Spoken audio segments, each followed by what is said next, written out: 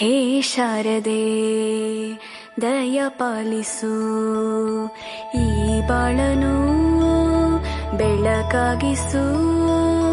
ಹೇ ಶಾರದೆ ದಯ ಪಾಲಿಸು, ಈ ಬಾಳನು ಬೆಳಕಾಗಿಸು.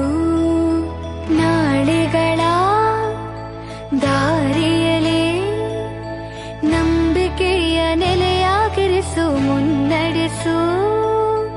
ಕೈ ಹಿಡಿದು ನಾವಾಡೋ ಪದ ಪದದಲ್ಲೂ ಸಂಚರಿಸು.